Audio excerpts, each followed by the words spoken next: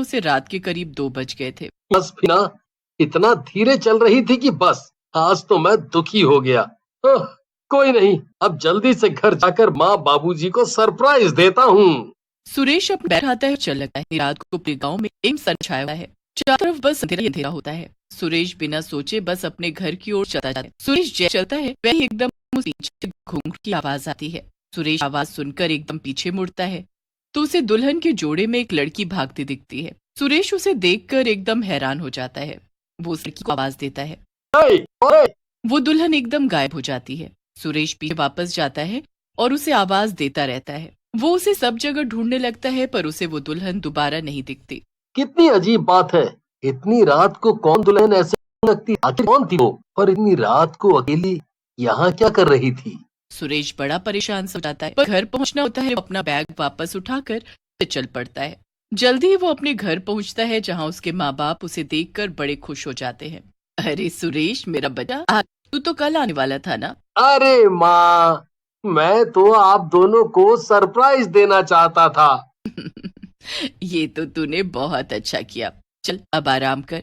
सुरेश अपनी माँ को उस दुल्हन के बारे में कुछ नहीं बताता। वो अंदर जाकर अपने बिस्तर पर लेट जाता है। सुरेश सोने की कोशिश करता है पर जैसे ही वो आंख बंद करता है तो बार बार वही दुल्हन उसकी आंखों के सामने आ जाती। सुरेश उस दुल्हन को भुला ही नहीं पा रहा होता और उसी के बारे में सोचते सोचते सो जाता है। अगली सुबह जब वो उठता है तो अपने बाबूजी से मिलता है। सब साथ बैठकर नाश्ता करते हैं। बेटा, आज तुम्हारी पास के गांव वाली मौसी के बेटे की सगाई है, तुम तैयार हो जाना, हम सब साथ चलेंगे। प्लीज बाबूजी, मेरी जरा भी हिम्मत नहीं है कहीं जाने की। पता है, कल बस में इतना लंबा सफर करके मेरे पैर और कमर अभी कर रहे हैं। ठीक है फिर तू आराम कर, हम भी मौसी को बोल देंगे। पर बेटा हम 2 दिन बाद आएंगे। अरे माँ, आप क्यों परेशान रही हो, आप आराम से आओ, आराम से आना। सुरेश के माता पिता अगले दिन शाम होते ही सुरेश की मम्मी के घर निकल पड़ते हैं। उनके जाने के बाद सुरेश घर के बाहर बाग में टहलने लगा है। कुछ ही देर में सूरज ढल जाता है और अंधेरा होने लगता है।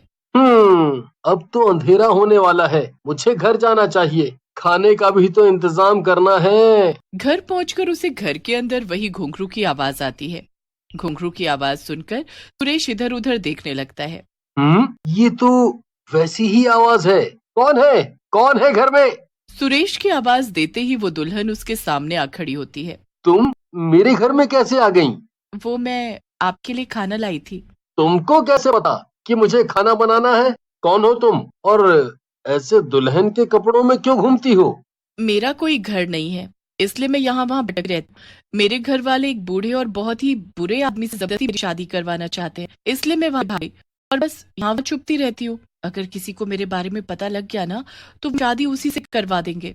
अच्छा, ऐसी बात है, तो चिंता मत करो, मैं हूँ ना, मैं तुम्हारी मदद करूँगा, पर तुम पहले ये घूंघट तो ऊपर करो। नहीं, मैं ये नहीं उठा सकती। सुरेश उस लड़की को बहुत बोलता है और फिर जाकर वो अपना घूंघट ऊपर करती है।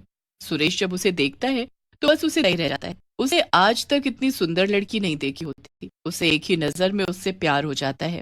तुम बिल्कुल परेशान नहीं हो और तुम यहीं रहो मेरे साथ। मेरे माँ 2 दिन के लिए बाहर गए हैं, तो तुम्हें घबराने की कोई जरूरत नहीं है। क्या सच में? मतलब मैं यहाँ रह सकती हूँ? वो दुल्हन बड़ी ही खुश हो जाती है और सुरेश के साथ उसके घर चली जाती है। दोनों साथ बैठकर खाना खाते हैं और खूब बातें करते हैं। पर फिर छाया को नींद आने लगती है और वो सोने के लिए बोलती है।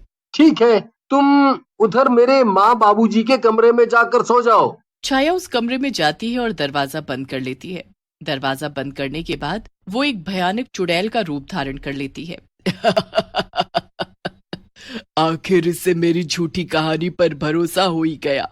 अब इसे फंसाना और इससे शादी करना बहुत ही आसान है। बस कुछ दिन और फिर मैं इसकी दुल्हन बनकर हमेशा साथ रहूंगी।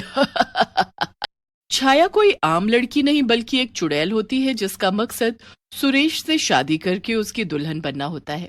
इस बात से बेखबर सुरेश उसके ख्यालों में डूबा होता है और सोचते सोचते सो जाता है।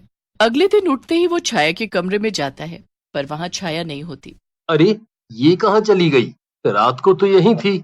सुरेश पूरे घर में उसे ढूंढता है पर वो उसे कहीं नहीं मिलती।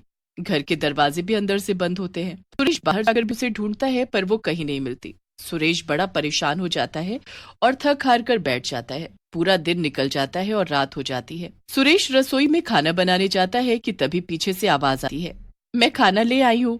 सुरेश आवाज सुनकर पीछे मुड़ता है तो छाया खाना लेकर खड़ी होती है। कहाँ गायब हो गई थी तुम? पता है मैंने तुमको कितना ढूंढा। वो मेरी सुबह तबीयत खराब हो गई थी तो मैं थोड़ा बाहर घूमने निकल गई और फिर रास्ता भटक गई। बड़ी मुश्किल से घर पहुंची हूँ। पर ये खाना तुम कहाँ से बना कर लाती हो? पहले खाना तो खाओ फिर बताती हूँ ना। दोनों मिलकर खाना खाते हैं और बातों बातों में सुरेश सब पूछना भूल जाता है। उसके बाद फिर से छाया कमरे में सोने जाती है और चुड़ैल बन जाती है। वो बड़ी ही खुश होती है पर इतने में ही बाहर से माँ बाबूजी की आवाज आती है, सुरेश बेटा, सुरेश हम आ गए। सुरेश जल्दी से बाहर आता है। माँ, बाबूजी, वो आप दोनों अचानक कैसे? अरे बेटा, कोई इधर की तरफ आ रहा था तो हम उसके साथ ही आ गए। खैर अब हमें सोना है, जा तू भी सो जा। सुरेश की तो सांसें ही रुक जाती हैं। वो इतना डरा हुआ होता है कि उसका दिमाग काम ही नहीं करता। वो हिम्मत करके अपने माँ बाबूजी के पीछे जाता है तो कमरे में कोई भी नहीं होता। सुरेश को कुछ समझ नहीं आता। वो सब जगह उसे ढूंढता है पर वो कहीं नहीं मिलती। सुरेश अगले दिन छाया के बारे में अपने माँ बाबूजी को बताता है। वो तो एकदम हैरान ही रह जाते हैं। आखिर 2 दिन के अंदर ये लड़की कौन आ गई? वो उस लड़की से मिलने के लिए बोलते हैं पर सुरेश को तो पता ही नहीं होता कि वो कहाँ है। वो कुछ बहाना मारता है पर रात को फिर से छाया अचानक घर आ जाती है। ये सब क्या है? तुम हमेशा रात को आ जाती हो और पूरा दिन गायब रहती हो। आखिर ये सब हो क्या रहा है? सुरेश छाया से सवाल जवाब कर ही रहा होता है कि तभी उसकी माँ आ जाती है। अच्छा तो तुम हो छाया, पर तुम सबसे कम कीमतों पर मोबाइल और अप्लायंस पाएं। अभी डाउनलोड करें।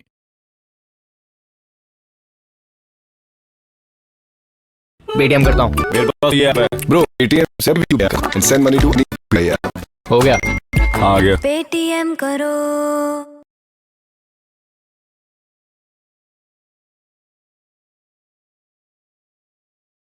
दुल्हन की जोड़ में माँ, बैठ जाती है। हे भगवान, ये तो उल्टे पैर है।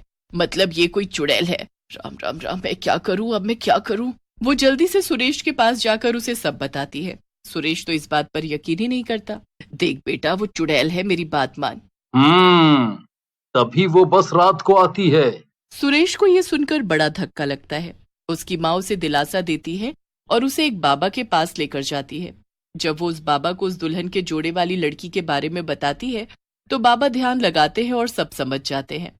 बाबा, बाबा हमें इस चुड़ैल से बचाओ। बस एक तरीका है इससे बचने का। रात 12 से सुबह 4 बजे के बीच इसकी चुन्नी को इसके सर से खींचना होगा और उस चुन्नी को अपने पास रखना। ये चुड़ैल फिर वापस नहीं आएगी। सुरेश और उसकी माँ फिर वापस घर आ जाते हैं। उस रात सुरेश बहुत डरा होता है पर उसे ये काम भी करना ही होता है। जैसे ही रात के 12 बजते हैं सुरेश चिल्लाना शुरू कर देता है। सुरेश की आवाज सुनकर छाया घूंघट में दौड़ती हुई उसके पास आती है। मुझे पता चल चुका है, कौन हो तुम? तुमने मुझे धोखा दिया। मैं कितना प्यार करता था तुमको। इतना सुनकर वो चुड़ैल वहां से भागती है। सुरेश उस चुड़ैल के पीछे भागता है और भागते भागते वो बहुत आगे निकल जाता है। आखिर में जाकर सुरेश एक छलांग मारता है और बस उस चुड़ैल की चुन्नी सुरेश के हाथ में आ जाती है। चुड़ैल जोर से चिल्लाती हुई पीछे मुड़कर देखती है। उसकी शक्ल देखकर सुरेश वहीं जमीन में गिर जाता है। ये अच्छा नहीं किया तूने, मेरे मकसद में कामयाब नहीं होने दिया।